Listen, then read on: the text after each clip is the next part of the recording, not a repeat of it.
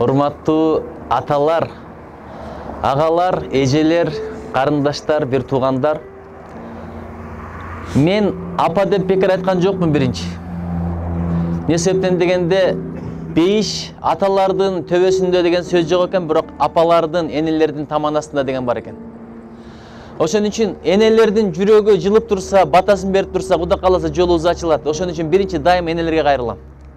Биринчи эненин батасын ал дейт, экинчи эненин батасын ал дейт, үчүнчү эненин батасын ал дейт, төртүнчү атанын батасын ал дейт.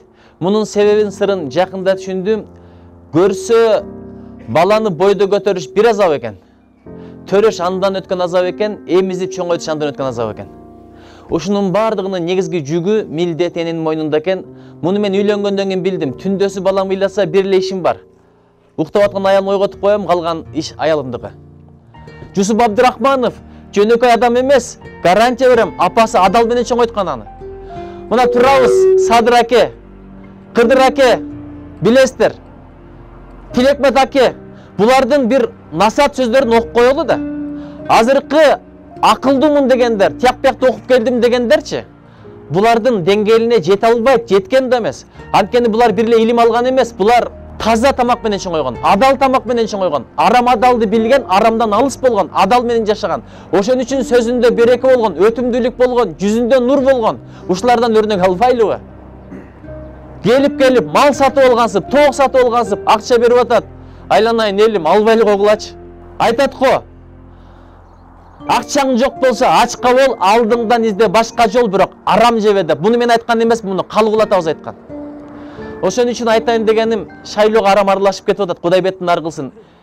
Парламент деген оңой нерсе эмес, элдин атынан чечим кабыл ала турган жер. Элдин ырыскысын бөлүштүрө турган жер. Уурдатпай, уурдабай, топ-топ туруп элди бага турган жер. Эми элестетип көрүңүз. Кой кайтарганга койчу тандап атасыз. Андан бир карышкыр келди, көкжал. 1000 сомун көтөрүп алып, мага ишен, мен кайтарып берейин деп. 1000 сомун алдың, ар жагын ойлогон жоксуң. Бирок ал барып туруп коюңдун бардыгын кырат. Дал ошондой жагдай азыр болуп атат.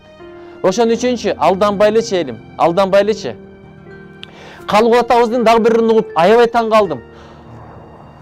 Тоолорун калар топусуз деген экен. Тоолорун калар топусуз, сок билер калар сокусуз. Кандай сөз? Допу деген мына ак мөңгү.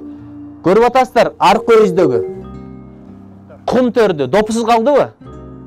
Ичиндеги алтынын алып кеткендер кимдер? Кантын чаккандар кимдер? Чучугун жегендер кимдер? Бизге топурагы тоз болгон тоо калды, эриген мөңгү калды, катастрофага түшүп болгон экология калды. Биздин байлык жердин астындагы алтын эмес, жердин үстүндөгү чөптөрдү карасаң делечи, дары чөптөр толтура. Ошолорду сатсак делечи, миллиард миллион. Алардын бир айырмачылыгы алтынга окшоп түгөнбөйт. Зыяны жок, кайра жулуп сатсаң кайра чыга берет. Биз шайлоого чыктык, өзүбүзчө чыктык, акчасы жок чыктык. Жеңиш акчага байланган эмес, байлыкка, бийликке байланган эмес. Жеңиш жараткандан. Береке кимде? Тазаларда. Ошон үчүн мен жеке жетекчи катары ар бир бизге келем дегендер менен сүйлөшүп чыктым. Эми адашып калбайын, бирок тазаларын тандаганга аракет кылдым. Баймын, акчасын берем дегендерди дагы сурап аттым. Бизге акча керек, шайлоого керек. Мына тууну чыгаранга да керек экен. Сүрөт чыгаранга да керек экен. Бензинге да керек экен. Таза акча да керек. Бирок кайда ламбартым бар дегендерди алган жокмун. Процентке акча бергендерди алган жокпуз биз. Процентке акча бергендер, алар ойлоп атат байыдык деп. Шишиген мененчи семирген айырмасы бар. Байыгандай көрүнүп атат, бирок алар семирген жок, алар шишип атат. Шишик бир күнү жарылат. Ошон үчүнчү арамдан тапкан рызкы эч убакта рызкы болбойт. Эмне үчүн дагы бизге береке болбой атат? Жетимдердин акысын көп жеп атыптырбыз.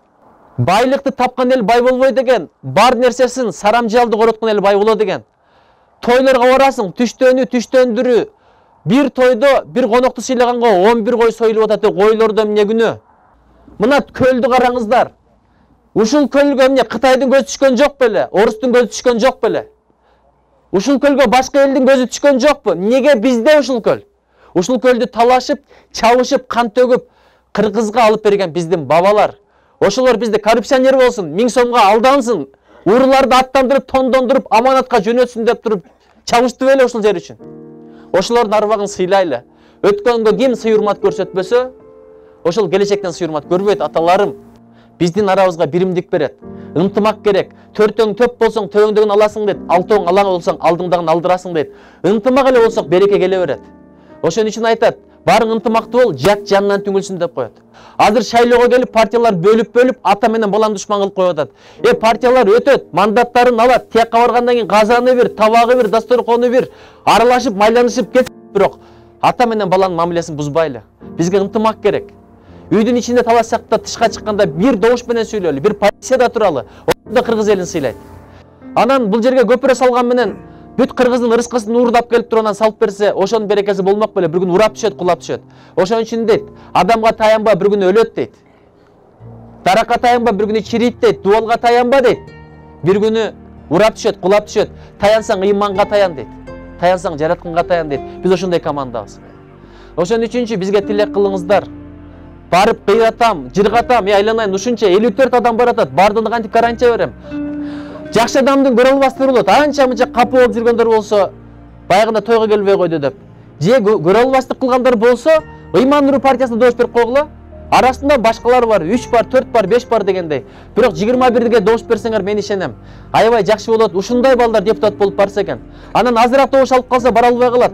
Арабызда мындан жаманырактар барып калса, менин дагы жүзүм карарып жүрбөсүн.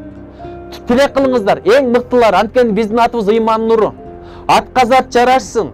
Азыркы эң мыкты аттарды партиялар алып алган, бирок ошо аттардын атын булгап койду. Кудай ошо Ыйман деген атты булгабайлычы. Ач калсак ач калалык, кеч калсак кеч калалык, бирок Ыйман деген атты булгабайлы. Ошого тилек кылыңыздарчы. Арабызда дагы кимдер бар мен билбейм, мыкты улдук кыздарды тандап алгандай болдук. Бирок тияка барганда өзгөрүп кетпесе экен деп тилегеним ошол. Туя кырчынын бир ыры бар экен. Мынтип жазыптыр. Угуп койбой атасын, уулуң кетет Урумга дейт, кызың кетет Кырымга дейт. Мингениң темир ат болот, окуганың кат болот.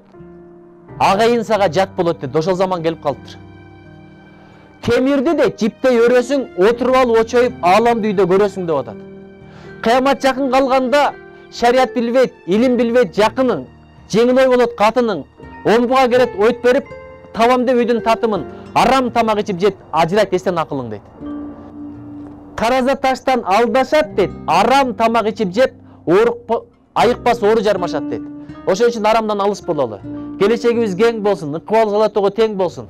Кыргызстан дегенде сүйүнөлү, мактаналы, Кыргызстан дегенде сыймыктаналы. Ошого ар бирибиздин салымыбыз кошулсун. Анткени сиз өнүктүрбөсөңүз, мен аракет кылбасам, Кыргызстанга башка эч ким кызыкпайт. Россияга да кызык эмес биздин өнүккөнүбүз. Туркияга да кызык эмес, Кытайга да кызык эмес. Кыргызстанды көтөрө турган сиз менен мен. Окуйлу, илим алалы, өсөлү, өнөлү. Колдон тилден пайда жетсин, пайда жетпесе жок дегенде зыян жетпесин. Аркадан жакшы сүйлөйлү, ал колдон келбесе жок дегенде жаман сүйлөбөйлү. Менин тилегим ошол. Бирибизди колдогон эл бололу, кордогон эл болбойлу. Бирибизди көтөргөн эл бололу, чөгөргөн эл болбойлу. Ошондо өсөбүз, өнөбүз. Жараткан арабызды ажыратпасын, ыйман берсин. Жүрөктө ыйман болсун, жүздө нур болсун. Кудайым элибизди, Кыргызстаныбызды көтөрсүн. Ошого себепкерлердин бири Ыйман Нуру партиясы жана биздин уланга окшогон жигиттер болсун. Чоң рахмат.